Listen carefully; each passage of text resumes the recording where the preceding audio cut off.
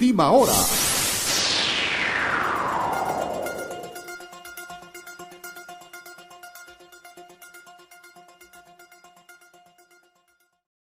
Hola, buenos días, mi nombre es Valentina Parra y yo abordaré la temática del asesinato del padre Tiberio Fernández, quien era el párroco del municipio de Trujillo, y esta persona que ven acá en la imagen era quien velaba por sacar de la pobreza a los integrantes de ese municipio a través de cooperativas de panaderos, de agricultores y entre otros. Bueno, en el año 1989 se llevó a cabo una marcha de campesinos en la cual ellos exigían una educación, una vivienda, una alimentación digna, y en ese momento llegaron los militares y lo que hicieron fue empezar a incendiar los carros que tenían los alimentos, y lo que hizo este padre fue resguardar a las madres y a los niños y a las mujeres en la iglesia, y ahí les llevó el alimento.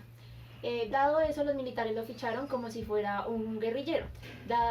Ahí enviaron un comunicado a la Organización de Seguridad del Estado diciendo que él era un guerrillero. A pasar los días, él iba en una camioneta con un arquitecto y con una sobrina y otra persona, y lo secuestraron, se lo llevaron para una de las fincas de los mafiosos más grandes de ese municipio, y allí lo mutilaron, y al pasar los días lo encontraron en el río del Cauca.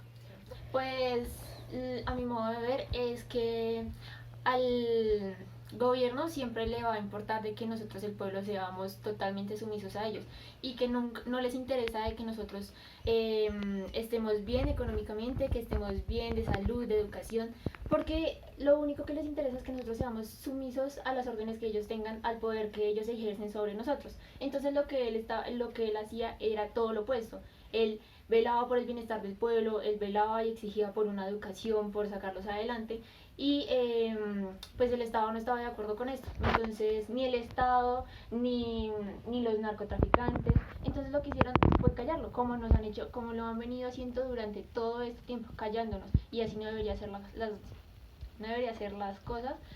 Pero pues igual, estamos en un país en el que si tú tienes libre expresión, pues siempre te van a juzgar por eso, en el que si tú piensas diferente a las demás personas, lo único que van a hacer es callar, de una manera de que te van a asesinar. Y listo, eso es toda mi temática. Gracias. Buenos días, mi nombre es Xiomara Corpus Mosquera. En esta mañana voy a abordar el tema acerca de las bombas que fueron accionadas en la ciudad de Bogotá en el año 1989. El primer atentado que les voy a hablar ocurrió el 2 de septiembre de ese año. Donde el cartel de Medellín decide colocar una bomba en el diario El Espectador con el fin de silenciar la verdad y no mostrar al pueblo colombiano la influencia que este tenía con el gobierno de esa época. Lo que yo pienso acerca de esto es que la verdad siempre debe salir a la luz, y pues la familia Cano lo que hizo fue mostrar esa verdad de cuáles eran esas actividades que ellos como cartel de Medellín realizaban, como el lavado de activos y la desaparición forzada. El segundo atentado ocurrió el 6 de diciembre de ese mismo año, donde Miguel Maza Márquez fue vinculado como uno de los ayudantes en la infiltración de la escolta del señor Luis Carlos Galán. Al ser el ayudante en esa infiltración, él decide ir a favor del gobierno, y al ir a favor del gobierno, el cartel de Medellín decide colocar una bomba en el DAS con el fin de acabar con su vida y poder evitar la extradición de nacionales. Hola, mi nombre es Dani Sáenz. El día de hoy les voy a hablar de cómo se vivió esa época de violencia, de guerra en el municipio de Pelaya, Cesar. Y para nadie es un secreto pues que hablar de violencia, de guerra, de enfrentamientos en las familias colombianas genera pánico. Yo entrevisté a mi abuela, Elba Mora Carreño, donde ella manifiesta que antes, alrededor de la época de 1948, era una guerra constante entre dos partidos políticos, que eran los liberales y los conservadores. Ella manifiesta que no podían salir a la puerta de la calle, no podían estar en el centro, no podían salir a compartir con su familia porque les tocaba estar encerrados todo el día, porque se ponían, es decir, de una esquina a otra los dos grupos a dispararse, a hacer enfrentamientos. Entonces, por miedo a una bala, por miedo a que alguno de su familia saliera afectado, preferían pues tomar distancia.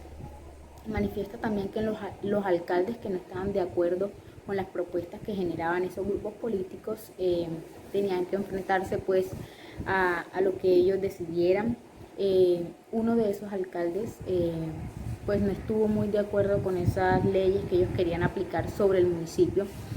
Por ende había un pozo donde lo tenían lleno de caimanes y ahí lo echaron y es la hora y no se sabe alrededor de si fue que lo mataron antes de echarlo o lo echaron vivo al pozo.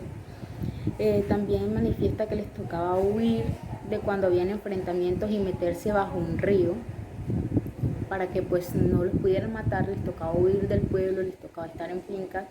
Entonces manifiesta que fue una época muy dura donde gracias a Dios pues lograron sobrevivir y pasar esa crisis y es la hora y ellos no entienden por qué era ese enfrentamiento, esa guerra territorial que había entre esos dos partidos políticos, pero pues que gracias a Dios no ha pasado la guerra total, no se ha eliminado de raíz, pero pues que ahora se siente menos, aunque pues para nadie es un secreto que la guerra no solamente es coger un arma y disparar, sino que se aplica en diferentes formas y que hay una guerra, una violencia hacia las mujeres todavía, hacia los niños. Entonces que aunque no se ha eliminado de raíz, es algo que no afecta de una manera tan directa como en aquellos tiempos, como lo es ahora. Eso es todo. Gracias. En otras noticias vamos a hablar sobre el atentado en el edificio del DAS, que fue un atentado narcoterrorista mandado a hacer por Pablo Escobar, específicamente del cártel de Medellín. Ocurrió el 6 de diciembre del año 89 en Bogotá. La idea era asesinar al entonces director del Departamento Administrativo de Seguridad, Miguel Alfredo Daza, porque se había convertido en uno de los principales autoridades que quería combatir el narcotráfico. Este atentado causó molestias directamente físicas a mi familia, porque un primo en esa época trabajaba en el edificio y fue uno de los 63 muertos que hubo por el atentado, teniendo en cuenta que también se presentaron 600 lesiones a otras personas. Claramente nunca se pudo hacer justicia porque el país está cegado. Siempre tengamos en cuenta que los que manejan acá son los políticos, que no están interesados en que los ciudadanos estemos bien acá en Colombia y Bogotá, sino en crear más dinero, en hacer políticas que si están bien o mal para los ciudadanos no les interesa. Pienso que este país y esta ciudad necesita como de otro mando que piense más en nosotros los ciudadanos y que nos interese por, digamos, todavía en esta época, después de 30 años que pasó el atentado, mantener la información oculta, sino que se interese por el bienestar, se interese por los campesinos que han sido extraditados por la siembra de narcotráfico, se interese por la ciudad, el bienestar de todos y no esté eso nunca se va a erradicar, pero que no le interese primordialmente el dinero, sino que prime la salud y el bienestar de los ciudadanos. Buenas tardes, mi nombre es Gabriela Chiquiza y el día de hoy les voy a comentar lo que pasó hace más o menos 30 o 40 años en la localidad de Kennedy, exactamente en el Colegio Francisco de Paula Santander, más conocido como el INEN. Por favor, sigan en línea para saber qué fue lo que pasó. Enrique, quien fue uno de los afectados que tuvo que vivir esta experiencia, comenta que estuvo con dos de sus primos quien ayudó a saltar las rejas para poder escapar. En el momento que él lo intenta, lanzan un disparo al aire. Él se ve obligado a meterse en un escuadrón de niños y jóvenes que les tocaba tirar piedra a los policías que estaban en este enfrentamiento. Él, por sus creencias y por sus valores, no logra tirar la piedra, pero alcanza a escabullirse metiéndose debajo de una llanta de un furgón. Luego, por el intentarse escapar, le habían tomado una foto en la cual estaba subiendo la reja y cuando se dio cuenta en todas las partes ya las habían publicado, así que lo estaban buscando. En su travesía en la corrida, cuando quería llegar a su casa, luego de más o menos 5 horas intentando regresar a ella, al fin logra llegar. Cuando lo hace, un soldado venía detrás de él. Su madre alcanza a cerrar la puerta, pero él luego vivió con miedo a salir. Es muy triste que nuestras familias tengan que vivir este tipo de situaciones. Por esto, en el momento, lo único que se ocurre es que él salga de Bogotá, por lo que lo están buscando. Y al regresar, el DAS lo busca y le hace una serie de preguntas.